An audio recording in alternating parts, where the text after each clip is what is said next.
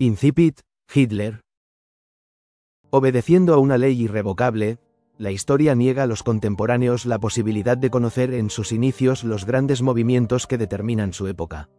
Por esta razón no recuerdo cuando oí por primera vez el nombre de Adolf Hitler, ese nombre que ya desde hace años nos vemos obligados a recordar o pronunciar en relación con cualquier cosa todos los días, casi cada segundo, el nombre del hombre que ha traído más calamidades a nuestro mundo que cualquier otro en todos los tiempos.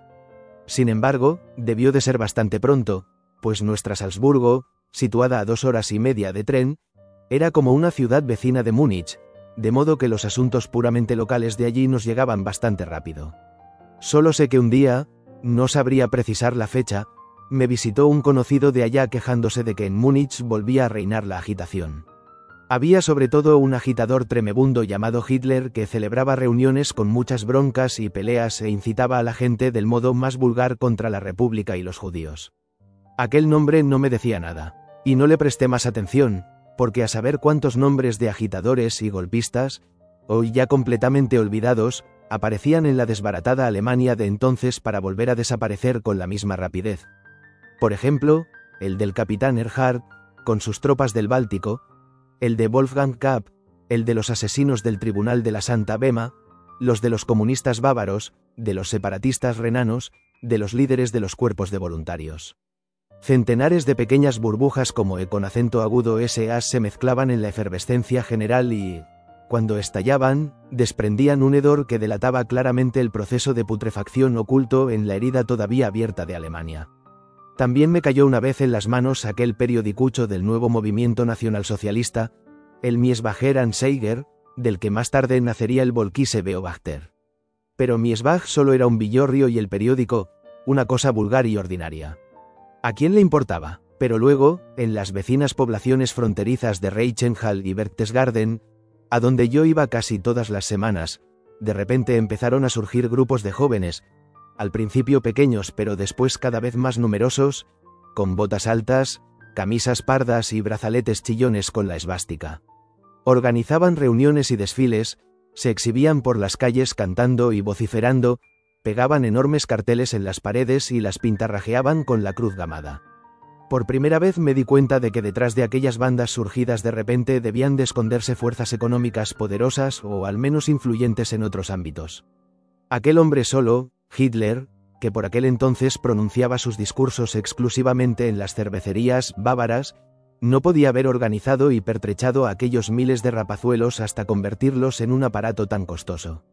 Debían de ser manos más fuertes las que impulsaban aquel nuevo movimiento, porque los uniformes eran flamantes, las tropas de asalto, que eran mandadas de una ciudad a otra, disponían, en unos tiempos de miseria, cuando los verdaderos veteranos del ejército llevaban uniformes andrajosos, de un sorprendente parque de automóviles, motocicletas y camiones nuevos e impecables.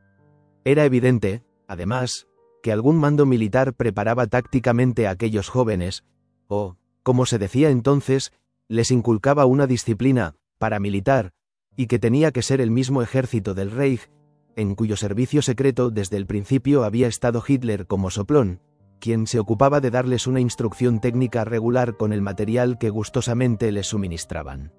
Por casualidad pronto tuve ocasión de presenciar una de aquellas operaciones militares, preparada de antemano. En una de las poblaciones fronterizas, donde se celebraba una pacífica asamblea socialdemócrata, aparecieron de repente y a toda velocidad 4 camiones, cada uno de ellos lleno de mozalbetes nacionalsocialistas armados con porras de goma y, lo mismo que había visto antes en la plaza de San Marcos de Venecia, con su celeridad cogieron a la gente desprevenida. Era el método aprendido de los fascistas italianos, solo que a base de una instrucción militar más precisa y sistemática, al estilo alemán, hasta el último detalle. A golpe de silbato los hombres de la SA saltaron como un rayo de los camiones, repartieron porrazos a cuantos encontraron a su paso y, antes de que la policía pudiera intervenir o los obreros se pudieran concentrar, ya habían vuelto a subir a los camiones y se alejaban a toda velocidad. Lo que me dejó boquiabierto fue la precisión técnica con que habían bajado y subido a los camiones, obedeciendo a un solo silbido estridente del jefe de grupo. Era evidente que cada uno de aquellos muchachos sabía de antemano, hasta los tuétanos, qué asidero debía usar, por qué rueda del camión y en qué lugar debía saltar para no estorbar al siguiente ni poner en peligro la operación. No se trataba en absoluto de una cuestión de habilidad personal, sino que cada una de las maniobras debía de haberse ensayado previamente docenas de veces, quizá centenares, en cuarteles y campos de instrucción. Desde el principio y aquella primera experiencia lo demostraba, la tropa había sido adiestrada para el ataque, la violencia y el terror. Pronto se tuvieron más noticias de aquellas maniobras clandestinas en el Land bávaro. Cuando todo el mundo dormía, los mozalbetes salían a hurtadillas de sus casas y se reunían para practicar ejercicios nocturnos, sobre el terreno. Oficiales del ejército, en servicio activo o retirados, pagados por el Estado o por los capitalistas secretos del partido, instruían a esas tropas sin que las autoridades prestaran demasiada atención a sus extrañas maniobras nocturnas. Dormían o simplemente cerraban los ojos. Consideraban que era un movimiento de poca importancia o a escondidas fomentaban su expansión. Sea como fuere, incluso los que apoyaban de tapadillo al movimiento, más tarde se estremecieron ante la brutalidad y la rapidez con que echó a andar. Una mañana, cuando las autoridades se despertaron, Múnich había caído en manos de Hitler, todas las oficinas públicas habían sido ocupadas y los periódicos, obligados a punta de pistola a anunciar a bombo y platillo el triunfo de la revolución. Como caído del cielo, el único lugar hacia donde había levantado su soñadora mirada la desprevenida república, había aparecido un Deus ex machina, el general Ludendorff, el primero de muchos que creían que podían driblar a Hitler y que, por el contrario, acabaron engañados por él. Por la mañana empezó el famoso putsch que habría de conquistar Alemania. Al mediodía, como se sabe, aquí no hace falta dar lecciones de historia universal, todo había terminado. Hitler huyó y no tardó en ser detenido. Con esto el movimiento parecía extinguido. Aquel año de 1923 desaparecieron las cruces gamadas y las tropas de asalto e incluso el nombre de Hitler cayó en el olvido. Ya nadie pensaba en él como en un factor de poder. No reapareció hasta pasados unos años y entonces la furiosa oleada de descontento lo elevó enseguida hasta lo más alto. La inflación, el paro, las crisis políticas y, no en menor grado, la estupidez extranjera habían soliviantado al pueblo alemán. Para el pueblo alemán el orden ha sido siempre más importante que la libertad y el derecho. Y quien prometía orden, el propio Goethe dijo que prefería una injusticia a un desorden. Desde el primer momento podía contar con centenares de miles de seguidores. Pero todavía no nos dábamos cuenta del peligro. Los pocos escritores que se habían tomado de veras la molestia de leer el libro de Hitler, en vez de analizar el programa que contenía, se burlaban de la ampulosidad de su prosa pedestre y aburrida. Los grandes periódicos democráticos, en vez de prevenir a sus lectores, los tranquilizaban todos los días diciéndoles que aquel movimiento que, en efecto, a duras penas financiaba su gigantesca actividad agitadora con el dinero de la industria pesada y un endeudamiento temerario, se derrumbaría irremisiblemente al día siguiente o al otro. Pero quizás en el extranjero no se entendió el verdadero motivo por el cual Alemania había menospreciado y banalizado la persona y el poder creciente de Hitler. Alemania no solo ha sido siempre un estado de clases, sino que, además, dentro de ese ideal social ha tenido que soportar una veneración exagerada e idólatra hacia la formación académica, una veneración que no ha cambiado con los siglos. Dejando de lado a algunos generales, los altos cargos del Estado estaban reservados exclusivamente a las llamadas clases cultas académicas. Mientras que en Inglaterra un Lloyd George, en Italia un Garibaldi o un Mussolini y en Francia un Briand procedían realmente del pueblo y de él habían accedido a los cargos más altos del Estado, para los alemanes era impensable que un hombre que ni siquiera había acabado los estudios primarios, por no hablar de una carrera universitaria, alguien que dormía en asilos y durante años había llevado una vida oscura y precaria de un modo todavía hoy no esclarecido, pudiese aspirar siquiera a una posición que habían ocupado un barón von Stein, un Bismarck o un príncipe von Bülow. Este orgullo basado en la formación académica indujo a los intelectuales alemanes, más que cualquier otra cosa, a seguir viendo en Hitler al agitador de las cervecerías que nunca podría llegar a constituir un peligro serio, cuando ya desde hacía tiempo, gracias a sus instigadores invisibles, se había granjeado el favor de poderosos colaboradores en distintos ámbitos. E incluso aquel mismo día de enero de 1933 en que se convirtió en canciller, la gran masa y los mismos que lo habían empujado al cargo lo consideraban un simple depositario provisional del puesto y veían el gobierno del nacionalsocialismo como un mero episodio. Entonces se manifestó por primera vez y a gran escala la técnica cínicamente genial de Hitler. Durante años había hecho promesas a diestro y siniestro y se había ganado importantes prosélitos en todos los partidos, cada uno de los cuales creía poder aprovechar para sus propios fines las fuerzas místicas de aquel soldado desconocido. Pero la misma técnica que Hitler empleó más adelante en política internacional, la de concertar alianzas basadas en juramentos y en la sinceridad alemana con aquellos a los que quería aniquilar y exterminar, le valió ya su primer triunfo. Sabía engañar también a fuerza de hacer promesas a todo el mundo, que el día en que llegó al poder la alegría se apoderó de los bandos más dispares. Los monárquicos de Dorn creían que sería el pionero más leal del emperador, e igual de exultantes estaban los monárquicos bávaros y de Wittelsbach en Múnich, también ellos lo consideraban su hombre. Los del Partido Nacional Alemán confiaban en que él cortaría la leña que calentaría sus fogones. Su líder, Huyenberg, se había asegurado con un pacto el puesto más importante en el gabinete de Hitler y creía que de este modo ya tenía un pie en el estribo. Naturalmente, a pesar del acuerdo hecho bajo juramento, tuvo que salir por piernas después de las primeras semanas. Gracias a Hitler, la industria pesada se sentía libre de la pesadilla bolchevique. Por fin veía en el poder al hombre a quien durante años había financiado a hurtadillas y, a su vez, la pequeña burguesía depauperada, a la que Hitler había prometido en centenares de reuniones que pondría fin a la esclavitud de los intereses, respiraba tranquila y entusiasmada. Los pequeños comerciantes recordaban su promesa de cerrar los grandes almacenes, sus competidores más peligrosos, una promesa que nunca se cumplió, y sobre todo el ejército celebró el advenimiento de un hombre que denostaba el pacifismo y cuya mentalidad era militar.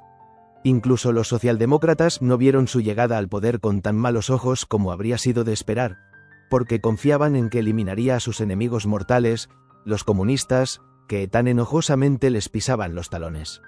Los partidos más diversos y opuestos entre sí consideraban a ese soldado desconocido, que lo había prometido y jurado todo a todos los estamentos, a todos los partidos y a todos los sectores como a un amigo. Ni siquiera los judíos alemanes se mostraron demasiado preocupados. Se engañaban con la ilusión de que un ministre jacobin ya no era un jacobino, de que un canciller del Reich depondría, por supuesto, la vulgar actitud de un agitador antisemita.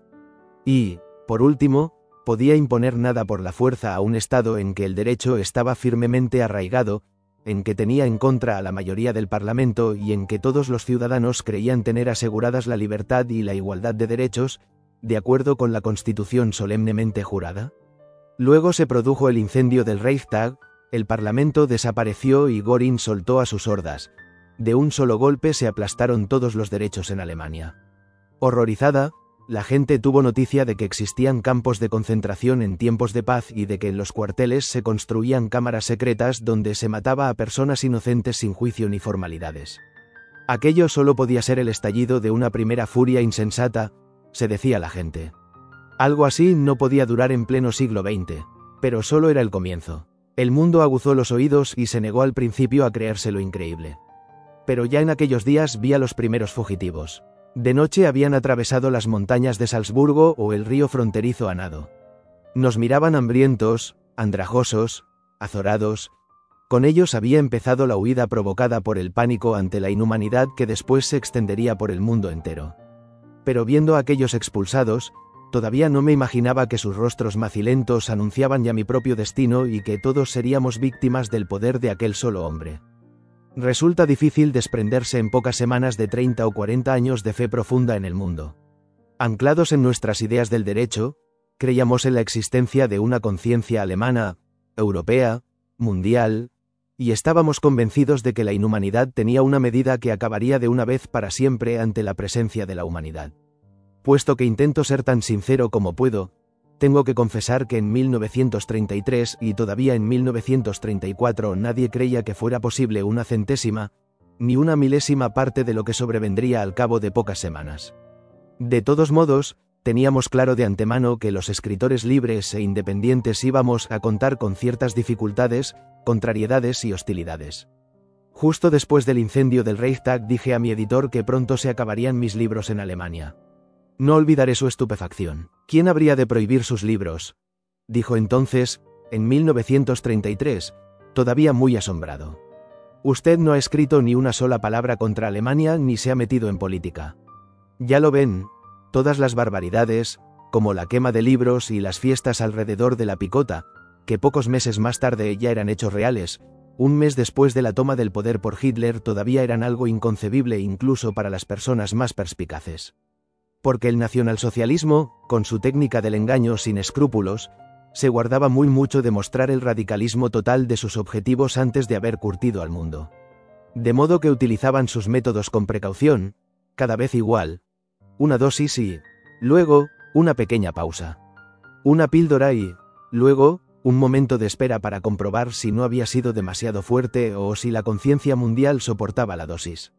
Y puesto que la conciencia europea, para vergüenza e ignominia de nuestra civilización, insistía con ahínco en su desinterés, ya que aquellos actos de violencia se producían al otro lado de las fronteras, las dosis fueron haciéndose cada vez más fuertes, hasta tal punto que al final toda Europa cayó víctima de tales actos. Lo más genial de Hitler fue esa táctica suya de tantear el terreno poco a poco e ir aumentando cada vez más su presión sobre una Europa que, moral y militarmente, se debilitaba por momentos. Decidida desde hacía tiempo, también la acción contra la libre expresión y cualquier libro independiente en Alemania se llevó a cabo con el mismo método de tanteo previo. No se promulgó una ley que prohibiera lisa y llanamente nuestros libros. Eso llegaría 2 años más tarde. En lugar de ello, por lo pronto se organizó un pequeño ensayo para saber hasta dónde se podía llegar y se endosaron los primeros ataques contra nuestros libros a un grupo sin responsabilidad oficial: los estudiantes nacionalsocialistas. Siguiendo el mismo sistema con que se escenificaba la ira popular, para imponer el boicot a los judíos decidido desde mucho antes, se dio una consigna secreta a los estudiantes para que manifestaran públicamente su indignación contra nuestros escritos. Y los estudiantes alemanes, contentos de cualquier oportunidad para exteriorizar su mentalidad reaccionaria, se amotinaban obedientemente en todas las universidades, sacaban ejemplares de nuestros libros de las librerías y, con tal botín y ondeando banderas, desfilaban hasta una plaza pública. Una vez allí, y siguiendo la vieja costumbre alemana, la Edad Media volvió a ponerse de moda rápidamente, los clavaban en la picota, los exponían a la vergüenza pública. Yo mismo tuve unos de esos ejemplares atravesado por un clavo, que un estudiante amigo mío había salvado después de la ejecución y me había regalado. Como por desdicha no estaba permitido quemar personas, los reducían a cenizas en grandes hogueras mientras recitaban lemas patrióticos. Es verdad que, después de muchas dudas, Goebbels, ministro de propaganda, se decidió en el último momento a dar su bendición a la quema de libros, pero esta siempre constó como una medida semioficial, y nada demuestra tan claramente la poca identificación que tenía entonces Alemania con estas acciones como el hecho de que el común de las gentes no sacó ni la más mínima consecuencia de las quemas y proscripciones llevadas a cabo por los estudiantes. A pesar de la advertencia a los libreros de que no expusieran ninguno de nuestros libros y a pesar de que los periódicos ya no los mencionaban, el auténtico público no se dejó influir en absoluto. Mientras no se castigó su lectura con la cárcel o el campo de concentración, mis libros seguían leyéndose todavía en el año 1933, y durante 1934, a pesar de todas las trabas y dificultades, se vendió casi el mismo número de ejemplares que antes. Primero fue necesario que aquel fantástico decreto, para la protección del pueblo alemán, se convirtiera en ley que declarase crimen de Estado la impresión, venta y difusión de nuestros libros, para que nos dejaran de leer los miles y millones de alemanes que todavía hoy preferirían leernos y acompañarnos fielmente en nuestro ejercicio que leer a los poetas de la sangre y la tierra. Para mí fue más un honor que una ignominia el poder compartir el destino de la aniquilación total de la vida literaria en Alemania con contemporáneos tan eminentes como Thomas Mann, Heinrich Mann, Berfel, Freud, Einstein y muchos otros cuya obra considero incomparablemente más importante que la mía, y cualquier gesto de mártir me repugna hasta el punto de que solo a disgusto menciono la circunstancia de haberme visto incluido en el destino general. Y por extraño que parezca, me correspondió precisamente a mí el poner en una situación especialmente penosa al nacionalsocialismo e incluso a Adolf Hitler en persona. De entre todos los proscritos, no fue sino mi figura literaria la que se convirtió en objeto, y repetidas veces, de la irritación más furibunda y de unos debates interminables en las más altas esferas de la villa de Berchtesgaden, de modo que puedo añadir a las cosas agradables de mi vida la modesta satisfacción de haber disgustado al hombre de momento más poderoso de la época moderna, Adolf Hitler. Ya en los primeros días del nuevo régimen provoqué, inocentemente, una especie de alboroto.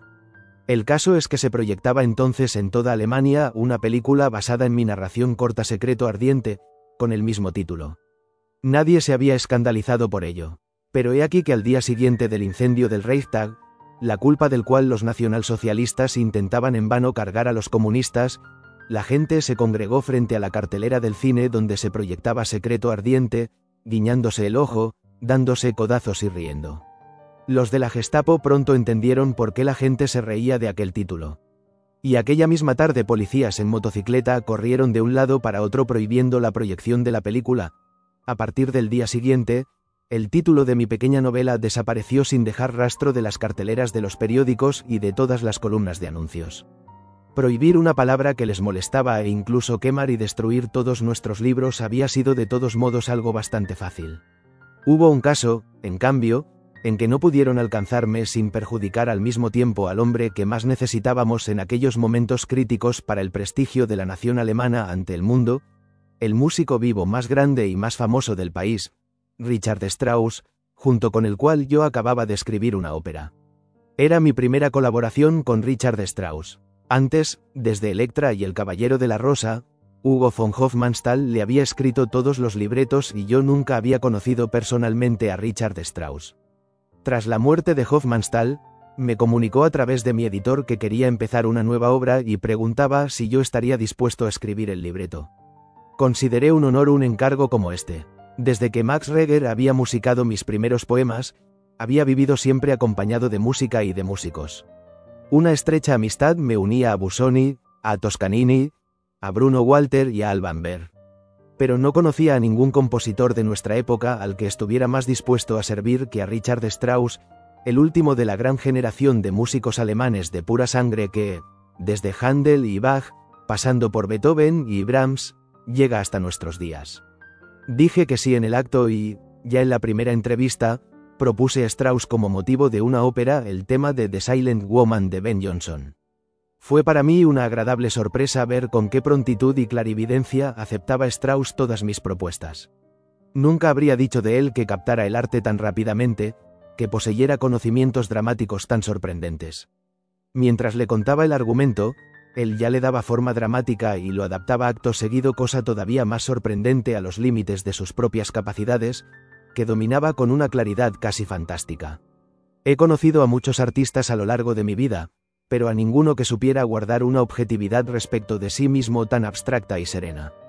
Por ejemplo, desde el primer momento Strauss me confesó con toda franqueza que era plenamente consciente de que un músico de 70 años ya no poseía la fuerza original de la inspiración. Difícilmente conseguiría componer obras como Die Eulenspiegel o Muerte y Transfiguración, precisamente porque la música pura requería el máximo de la frescura creadora. Pero la palabra seguía inspirándole. Todavía era capaz de dar forma dramática a algo ya existente, a una materia ya elaborada, porque nacían en él espontáneamente temas musicales a partir de situaciones y palabras, y por eso ahora, a una edad tan avanzada, se dedicaba en exclusiva a la ópera. Sabía muy bien que la ópera como forma artística se había acabado. Wagner era una cima tan gigantesca que nadie podía superarlo. Pero yo me las ingenié, añadió con una gran carcajada bávara, para llegar al otro lado dando un rodeo. Una vez nos hubimos puesto de acuerdo sobre las líneas básicas, me dio algunas pequeñas instrucciones más. Quería concederme libertad absoluta, porque a él no le inspiraba un libreto adaptado previamente, al estilo verdiano, sino una obra poética. Le gustaría que yo intercalara unas cuantas formas complicadas que dieran al colorido posibilidades de desarrollo. A mí no se me ocurren melodías largas como a Mozart. Yo solo me desenvuelvo bien con temas cortos, pero luego sí sé invertir un tema, parafrasearlo, sacarle todo el jugo que contiene, y creo que en eso nadie es capaz de imitarme hoy en día. Tanta franqueza me desconcertó una vez más, pues es cierto que apenas se puede encontrar en Strauss una melodía que vaya más allá de unos cuantos compases, pero también es verdad que estos pocos compases, como los del Vals del Caballero de la Rosa, luego se elevan a la categoría de fuga y se convierten en una plenitud perfecta. Tanto como en aquella primera entrevista, en todas las demás que la siguieron quedé admirado de la seguridad y la objetividad con que el viejo maestro se encaraba en su obra consigo mismo. En una ocasión estuvimos los dos solos en la sala de los festivales de Salzburgo, donde ensayaban a puerta cerrada su Helena egipciana. No había nadie más en la sala, completamente a oscuras. Él escuchaba. De repente me di cuenta de que tamborileaba con los dedos sobre el respaldo de la butaca, suave pero impacientemente. Luego me dijo al oído: malo, muy malo, en este pasaje no se me ocurría nada. Y al cabo de un rato insistió: ojalá pudiera suprimirlo. Dios mío, es vacío y demasiado largo. Demasiado largo. Y después de otro rato: ¿lo ve? Esto está bien. Criticaba su obra con tanta objetividad e imparcialidad como si oyera aquella música por primera vez y hubiera sido escrita por un compositor completamente desconocido, y ese asombroso sentido de la propia medida no le abandonó jamás. Siempre sabía exactamente quién era y de qué era capaz. Le interesaba muy poco si los demás valían o no, ni tampoco qué valor tenía él para los demás. Su única satisfacción era el trabajo en sí. Ese trabajo era un proceso bastante curioso en el caso de Strauss. Nada de demoníaco, nada del raptus del artista, nada de esas depresiones y desesperaciones que conocemos por las biografías de Beethoven o de Wagner. Strauss trabaja con objetividad y frialdad como Johann Sebastian Bach, como todos esos sublimes artesanos del arte, con calma y regularidad. A las 9 de la mañana se sienta ante el escritorio y retorna el trabajo de composición ahí donde lo había dejado el día anterior. Suele escribir a lápiz el primer borrador y en tinta la partitura para piano, y así, sin descanso, hasta las 12 o la 1. Por la tarde juega cartas, copia 2 o 3 páginas de la partitura y a veces, por la noche, dirige en el teatro. Desconoce, por ejemplo, el nerviosismo y tanto de día como de noche su mente artística permanece igual de clara y serena. Cuando el criado llama a su puerta para darle el frac que habrá de llevar para dirigir, interrumpe el trabajo, se va al teatro y dirige con la misma seguridad y calma con que juega cartas por la tarde, y a la mañana siguiente la inspiración comienza de nuevo en el punto en que la dejó. Porque Strauss manda, en palabras de Goethe, a sus ideas. Para él arte significa saber y poder, y saber hacerlo todo, como lo atestigua su ingeniosa frase. Quien quiere ser músico de verdad, también tiene que saber componer un menú. Lejos de asustarle, las dificultades más bien divierten a su maestría creadora. Recuerdo con placer cómo chispeaban sus ojillos azules cuando, refiriéndose a un pasaje, me dijo: aquí la cantante tropezará con una dificultad. Que se esfuerce por superarla, par 10.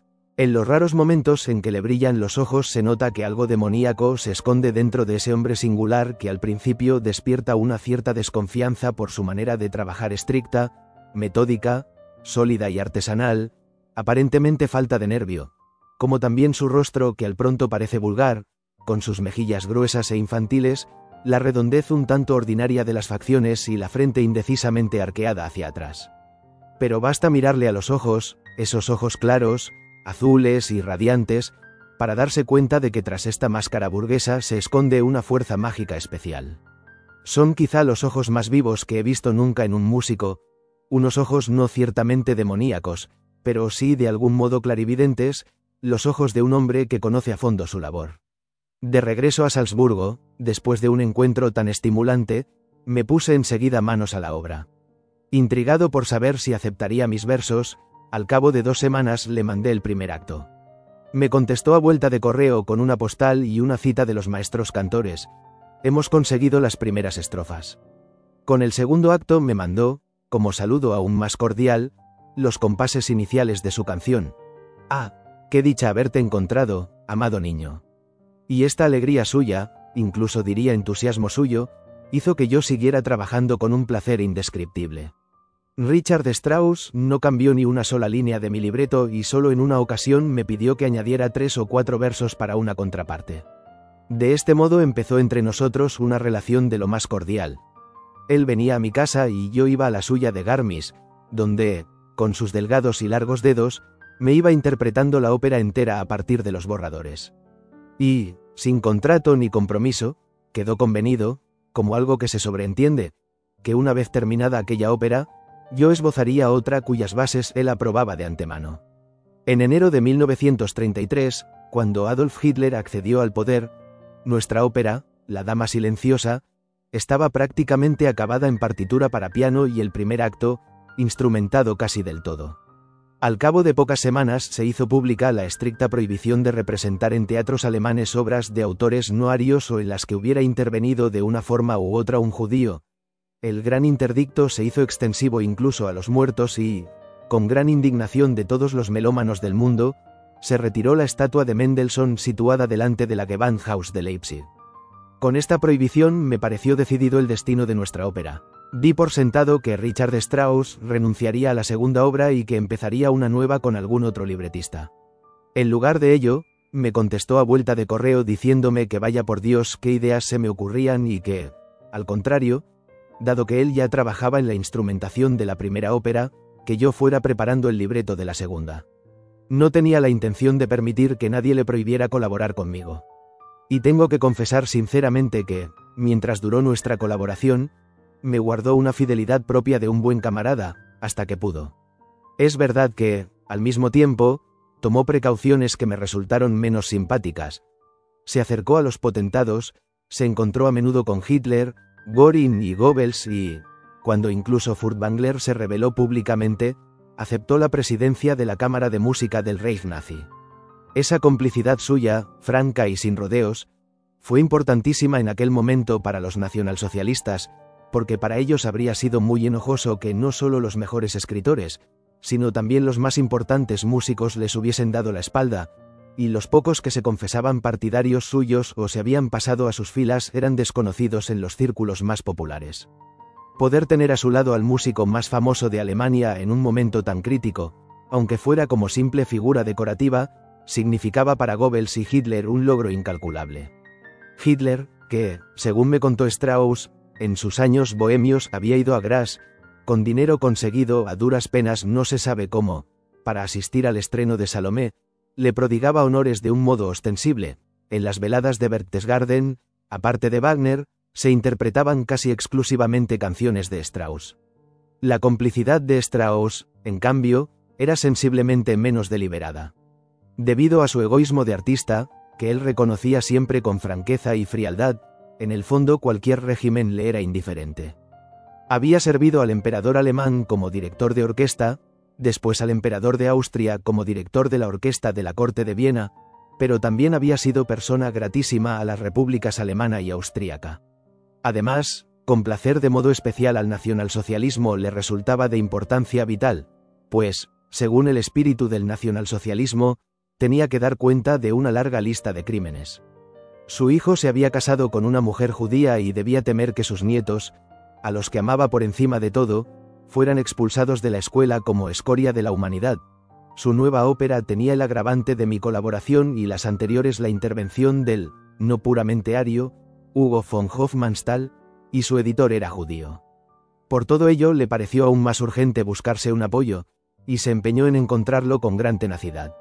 Dirigió orquestas allí donde los nuevos amos se lo pedían, compuso la música de un himno para los Juegos Olímpicos y, al mismo tiempo, en sus cartas inquietantemente sinceras, me escribió acerca de ese encargo con muy poco entusiasmo.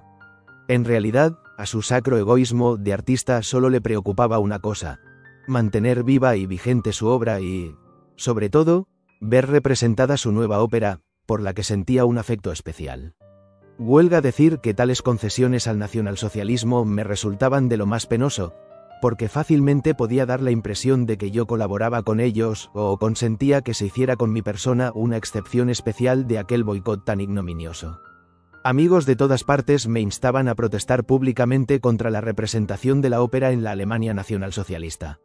Pero, en primer lugar, me repugnan por principio los gestos públicos y patéticos y, en segundo lugar, me resistía a crear dificultades a un genio de la categoría de Richard Strauss. Al fin y al cabo, Strauss era el más grande músico vivo y tenía 70 años, había dedicado 3 a aquella obra y, durante todo ese tiempo, me había demostrado una actitud amistosa, una gran corrección e incluso coraje. Por eso consideré, a mi vez, que lo mejor era esperar en silencio y dejar que las cosas siguieran su curso.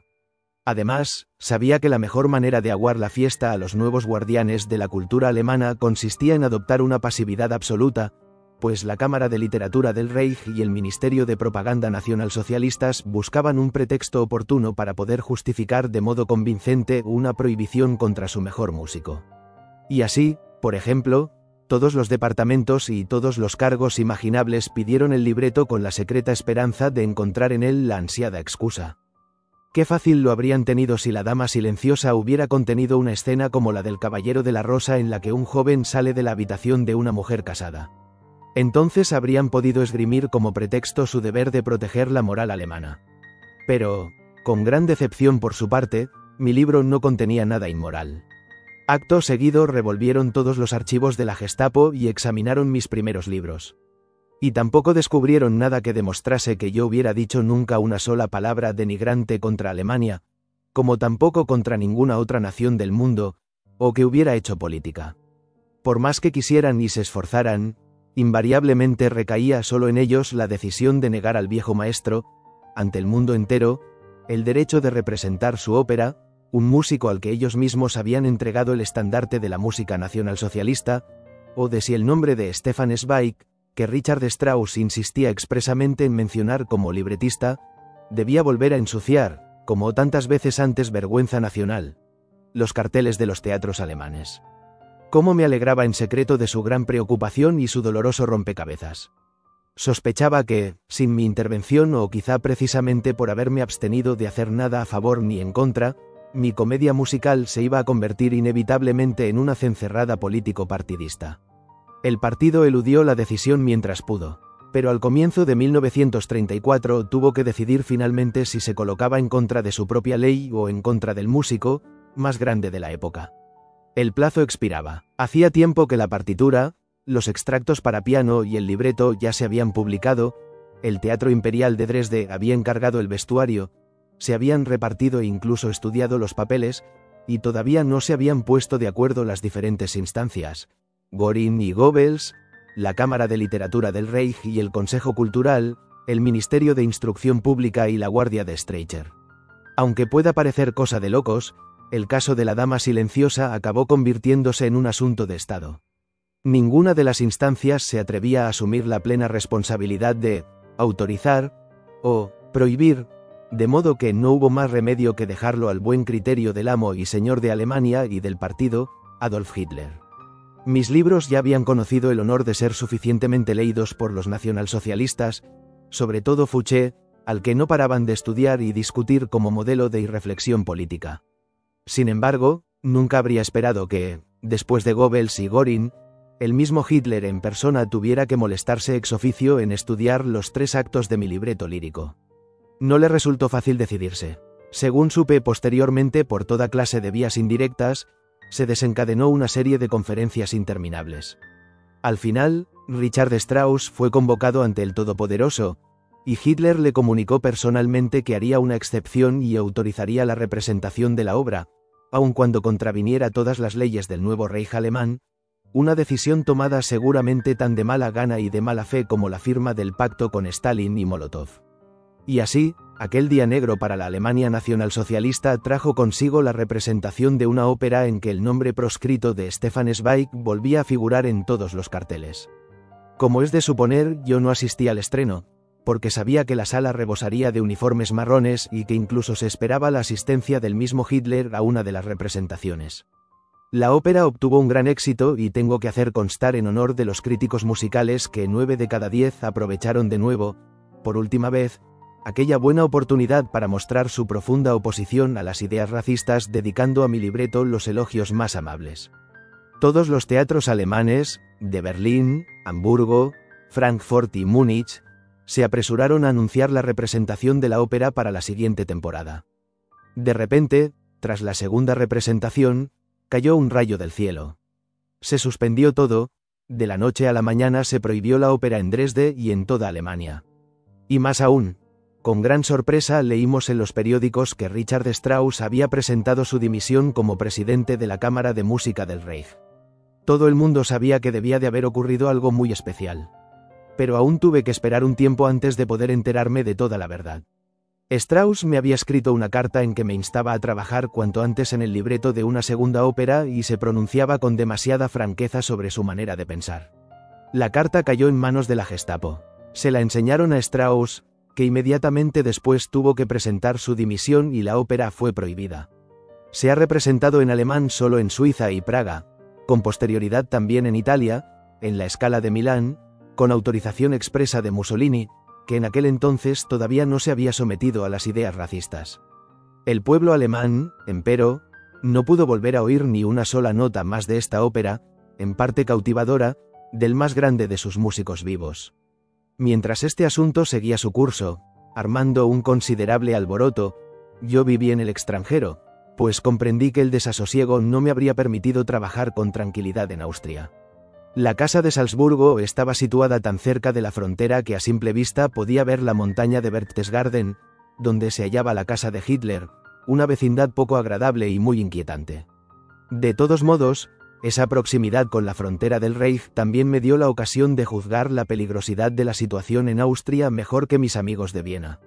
Los clientes de los cafés de allí e incluso la gente de los ministerios consideraban al nacionalsocialismo como algo del otro lado, que no podía afectar a Austria en absoluto. ¿No estaba allí, con su estricta organización, el Partido Socialdemócrata que tenía detrás a casi media población formando un bloque compacto? ¿No lo apoyaba también el partido clerical en la ferviente defensa de sus principios desde que los cristianos alemanes de Hitler perseguían públicamente al cristianismo y proclamaban abierta y literalmente que su Führer era más grande que Cristo? ¿No eran Francia, Inglaterra y la Liga de las Naciones los protectores de Austria? ¿No había asumido Mussolini de forma expresa el patrocinio e incluso la garantía de la independencia austriaca? Ni siquiera los judíos se inquietaban y se comportaban como si la privación de sus derechos a los médicos, abogados, eruditos y actores ocurriera en China y no a 3 horas de viaje, dentro del mismo dominio lingüístico. Permanecían cómodamente en casa o se paseaban en sus automóviles. Además, todos tenían lista y preparada la frase consoladora: «Eso no puede durar mucho». Pero recuerdo una conversación que mantuve con mi exeditor de Leningrado durante mi breve viaje a Rusia. Me habló acerca de los cuadros que había poseído antes, cuando era rico, y yo le pregunté por qué no se había ido del país como muchos otros antes de que estallara la revolución. Me contestó, ¿quién podía pensar entonces que algo como una república de soldados y soviets pudiera durar más de 15 días? Era el mismo engaño, fruto de la misma voluntad de vivir que llevaba a ese engaño. En Salzburgo, en cambio, muy cerca de la frontera, se veían las cosas con más claridad. Empezó un constante ir y venir por el pequeño río fronterizo. Los jóvenes lo cruzaban de noche, a hurtadillas, y se adiestraban en el otro lado. Los agitadores pasaban la frontera en automóviles o con bastones de alpinista como simples turistas, y organizaban sus células en todos los estamentos. Empezaron a reclutar a gente y a amenazar diciendo que quienes no se adhirieran a tiempo a su movimiento, luego lo pagarían caro. Eso amedrentó a los policías y los funcionarios. Yo notaba cada vez más una cierta inseguridad en el comportamiento de la gente, veía que empezaba a vacilar. Pues bien, en la vida suelen ser siempre las pequeñas experiencias personales las que resultan más convincentes. Tenía yo en Salzburgo un amigo de infancia, un escritor bastante conocido con el cual había mantenido un trato muy íntimo y cordial durante 30 años. Nos tuteábamos, nos mandábamos libros y nos veíamos todas las semanas. Un día vi a ese viejo amigo por la calle con un desconocido y advertí que de pronto se paraban frente a un escaparate que a él no podía interesarle en absoluto y, dándome la espalda, mostraba algo a aquel hombre con un inusual interés. Es muy raro, pensé, a la fuerza ha tenido que verme. Pero podía ser una casualidad. Al día siguiente me llamó por teléfono para preguntarme si por la tarde podía presentarse en mi casa para charlar. Le dije que sí, un tanto sorprendido, porque solíamos encontrarnos siempre en el café. A pesar de la urgencia de aquella visita, resultó que no tenía nada especial para contarme. Y enseguida comprendí que, por un lado, quería mantener nuestra amistad, pero, por el otro, para no caer en la sospecha de ser amigo de judíos, no deseaba mostrarse demasiado íntimo conmigo en aquella pequeña ciudad. Eso me llamó la atención, y enseguida caí en la cuenta de que en los últimos tiempos toda una serie de conocidos, que solían frecuentar mi casa, habían dejado de hacerlo. Me encontraba en una situación peligrosa. Por aquel entonces aún no tenía la intención de marcharme definitivamente de Salzburgo, pero decidí, con más convicción de lo habitual, pasar el invierno en el extranjero para huir de aquellas pequeñas tensiones. Sin embargo, no sospechaba que se trataba de un adiós cuando en octubre de 1933 abandoné mi hermosa casa. Mi propósito era pasar enero y febrero trabajando en Francia. Me gustaba este bello país amante del espíritu y en él no me sentía en el extranjero. Valéry, Romain Rolland, Jules Romains, André Gide, Roger Martin Dugard, Duhamel, Vildrak, Jean Richard Bloch, los abanderados de la literatura, eran viejos amigos. Mis libros tenían en Francia casi tantos lectores como en Alemania. Nadie me consideraba un escritor extranjero, un extraño. Me gustaba la gente, me gustaba el país, me gustaba París, y me sentía tan en casa que, cada vez que el tren entraba en la Gare du Nord, yo tenía la impresión de regresar. Esta vez, sin embargo, debido a las especiales circunstancias había partido antes de lo previsto, pero no quería llegar a París hasta después de Navidad. ¿A dónde iría entretanto? Entonces recordé que no había vuelto a Inglaterra desde mi época de estudiante, hacía más de 25 años. ¿Por qué siempre París?, me pregunté. ¿Por qué no pasar otra vez 10 o 15 días en Londres, volver a ver los museos, el país y la ciudad con otros ojos, al cabo de tantos años? Y he aquí que, en lugar del expreso de París, subí al de Calais y un día de noviembre, en medio de la niebla de rigor, volví a apearme en la Victoria Station después de 30 años y la única cosa que me extrañó a la llegada fue que no me condujo al hotel un cab como antes, sino un taxi. La niebla y el gris frío y blando estaban ahí como antaño. Todavía no había visto la ciudad, pero mi sentido del olfato reconoció, después de 30 años, aquella atmósfera singularmente acre, espesa y húmeda, y que lo envolvía a uno muy de cerca. Mi equipaje era tan ligero como mis esperanzas. Prácticamente no tenía amistades en Londres. En el campo literario tampoco había mucho contacto entre escritores continentales e ingleses. Llevaban una vida propia, confinada, dentro de su reducido radio de acción y conforme a una tradición que no nos era del todo accesible. Entre los muchos libros que llegaban a casa de todo el mundo, no recuerdo haber visto nunca uno de un autor inglés que fuera un obsequio de colega a colega. En una ocasión coincidí con Schoengellerau. Wells había venido una vez de visita a Salzburgo, a mi casa. Por otro lado, aunque todos mis libros habían sido traducidos al inglés, eran poco conocidos. Inglaterra había sido siempre el país donde menos éxito habían tenido. Mientras que era amigo personal de mi editor americano, el francés, el italiano y el ruso, nunca había visto a nadie de la empresa que publicaba mis libros en Inglaterra. Así que estaba preparado para sentirme tan extraño como 30 años atrás. Pero las cosas sucedieron de otro modo. Al cabo de unos días me sentía la mar de bien en Londres. Y no porque Londres hubiera cambiado sustancialmente, pero yo sí había cambiado. Tenía 30 años más y, después de los años de guerra y posguerra, de tensión e hipertensión, anhelaba volver a vivir tranquilo y no saber nada de política. Desde luego, en Inglaterra también había partidos políticos, los WHIGs y los Tories, liberales los unos y conservadores los otros, y también el Labour Party, pero sus discusiones no eran de mi incumbencia. Sin duda también en literatura había sus tendencias y corrientes, sus disputas y rivalidades, pero yo estaba completamente al margen de ellas. Sin embargo, lo que me aportaba un auténtico bienestar era la posibilidad de volver a respirar, por fin, en una atmósfera civil y educada, sin irritación y sin odio. Nada me había envenenado tanto la vida durante los últimos años como sentir a mi alrededor el odio y la tensión constantes en el país y en la ciudad, tenerme que defender siempre para no verme arrastrado a esa clase de discusiones. La población de allí no estaba tan trastornada. En la vida pública imperaba una mayor medida de honradez y decencia que en nuestros países, que se habían vuelto inmorales a causa del gran engaño de la inflación. La gente vivía más tranquila, más contenta y se preocupaba más por sus jardines y pequeñas aficiones que por sus vecinos. Pero lo que realmente me retuvo allí fue un nuevo trabajo.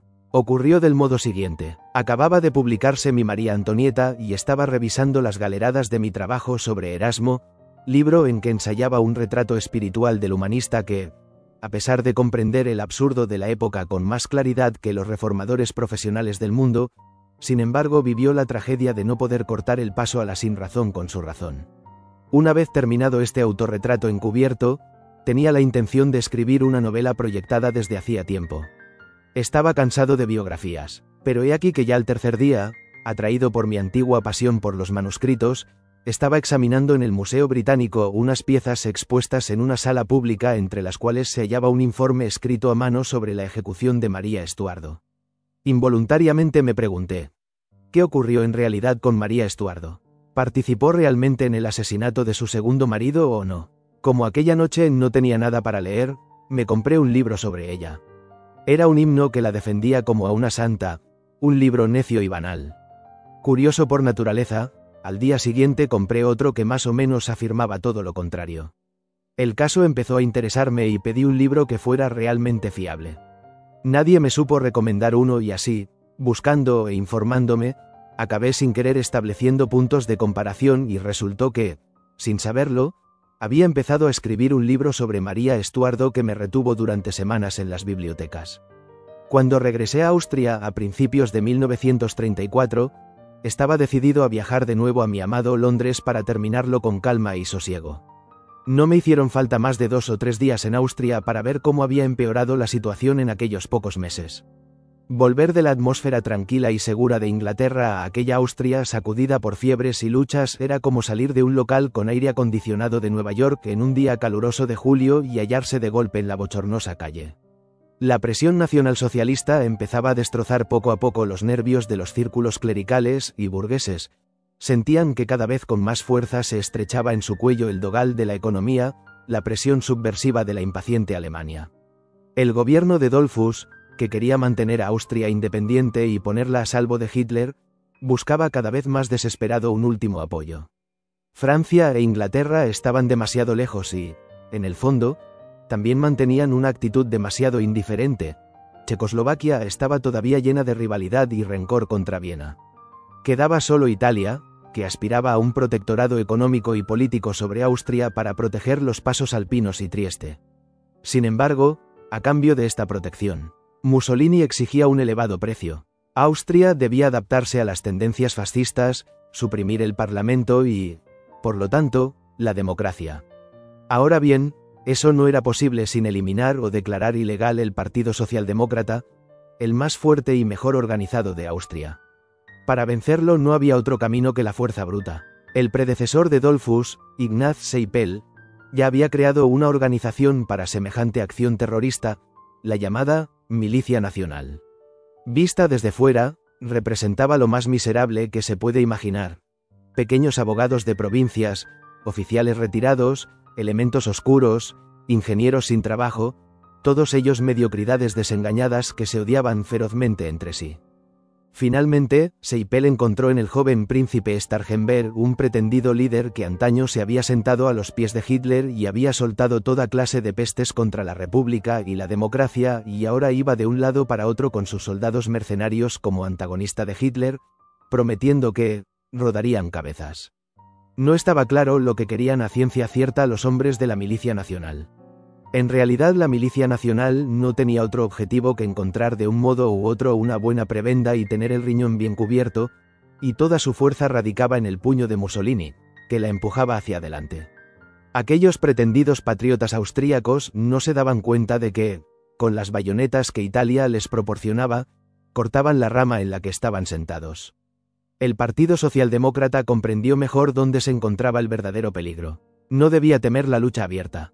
Tenía sus armas y con una huelga general podía paralizar todos los trenes, las plantas depuradoras de agua y las centrales eléctricas.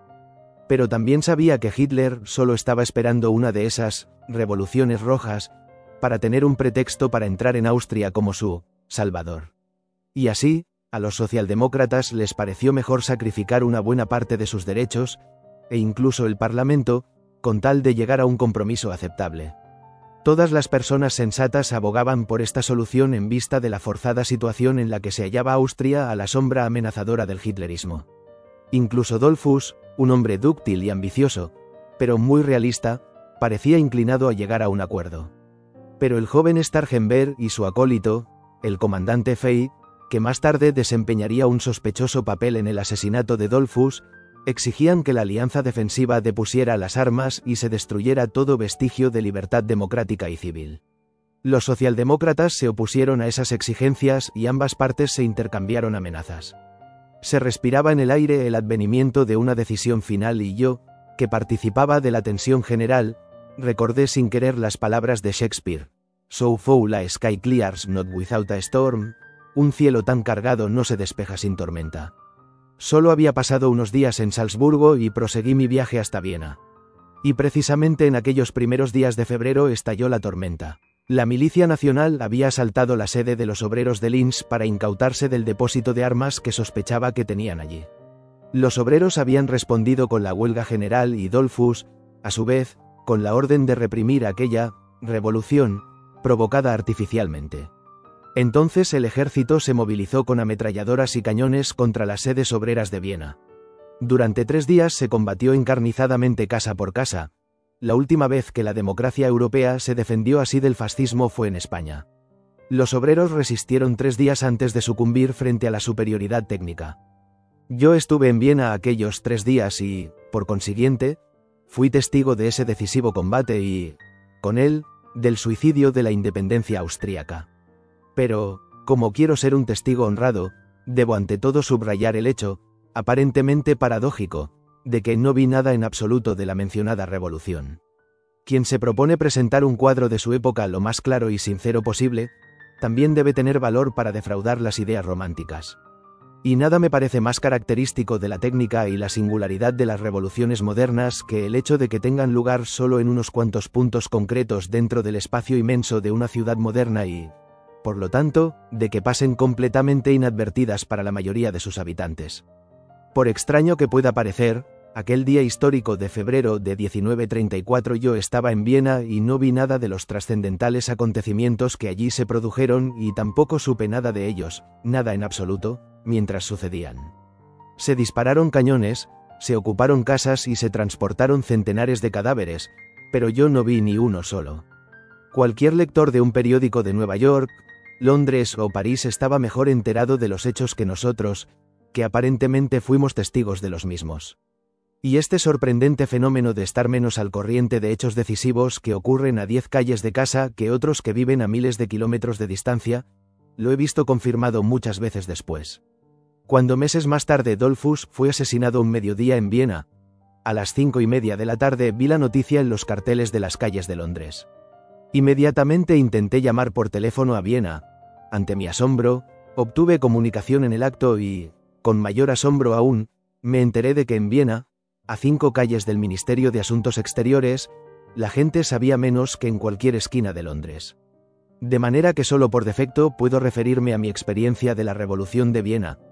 Soy un ejemplo de lo poco que un contemporáneo de hoy sabe de los hechos que cambian la faz del mundo y su propia vida, si no es que por casualidad se encuentra en el lugar donde ocurren. Toda mi experiencia fue la siguiente. Aquella tarde tenía una entrevista con la directora del ballet de la ópera, Margarete Wollmann, en un café de la Ringstrasse. Fui a pie hasta allí y, cuando ya iba a cruzar la calle, se me acercaron unos hombres vestidos con uniformes viejos, recogidos apresuradamente, y armados con fusiles. Me preguntaron a dónde iba. Cuando les contesté que al Café J, me dejaron pasar sin ningún problema. No sabía por qué de repente había soldados de la guardia en la calle ni qué se proponían. En realidad se luchaba y disparaba encarnizadamente en los suburbios desde hacía horas, pero en el centro de la ciudad nadie tenía idea de nada. Fue cuando regresé por la noche al hotel y quise pagar la cuenta, porque tenía la intención de emprender el viaje a Salzburgo a la mañana siguiente cuando el portero me dijo que mucho se temía que no sería posible porque los trenes no circulaban. Había huelga de trenes y, además, algo pasaba en los suburbios. A la mañana siguiente los periódicos publicaban informaciones bastante confusas sobre una sublevación organizada por los socialdemócratas, añadiendo que ya estaba más o menos sofocada. En realidad la lucha alcanzó su máxima virulencia aquel mismo día y el gobierno decidió utilizar cañones, después de las ametralladoras, contra las sedes obreras. Pero tampoco oí los cañones. Si en aquel momento Austria entera hubiera estado ocupada por los socialistas, por los nacionalsocialistas o por los comunistas, yo me habría enterado tan poco de la situación como en su día los habitantes de Múnich cuando una mañana, al despertarse, supieron por el Münchner Neuesten-Nachrichten que la ciudad había caído en manos de Hitler. En el centro de la ciudad la vida seguía tranquila y normal como siempre, mientras que en los suburbios los combates se volvían más encarnizados por momentos, y nosotros, necios, Dábamos crédito a los comunicados oficiales que decían que todo estaba controlado y solucionado. En la Biblioteca Nacional, a donde había ido para consultar algo, los estudiantes seguían leyendo y estudiando como de costumbre, los comercios estaban abiertos y la gente no se mostraba en absoluto inquieta. La verdad no se supo hasta 3 días más tarde, a trozos, cuando todo se había acabado. Tan pronto como los trenes volvieron a circular, al cuarto día, por la mañana regresé a Salzburgo, donde 2 o 3 conocidos me asediaron por la calle con preguntas sobre lo que había ocurrido en Viena. Y yo, que había sido testigo ocular de la revolución, tuve que decirles honradamente: no lo sé, mejor cómprense un periódico extranjero. Tras aquella visita oficial mi casa dejó de gustarme y tuve el presentimiento de que aquellos episodios no eran sino el tímido preludio de intervenciones de mayor alcance. Aquella misma tarde empecé a empaquetar los papeles más importantes, decidido a vivir en adelante en el extranjero, y aquella separación significaba mucho más que abandonar la casa y el país, pues mi familia sentía un gran apego a aquella casa, que consideraba su patria, y amaba al país. Para mí, en cambio, la libertad individual era lo más importante del mundo. Sin informar de mi propósito a ningún amigo ni conocido, 2 días más tarde emprendí viaje a Londres. Lo primero que hice al llegar fue comunicar a las autoridades de Salzburgo que había abandonado definitivamente mi domicilio en esa ciudad. Pero, desde aquellos días en Viena, sabía que Austria estaba perdida, aunque sin saber todavía cuánto perdía yo mismo con ello.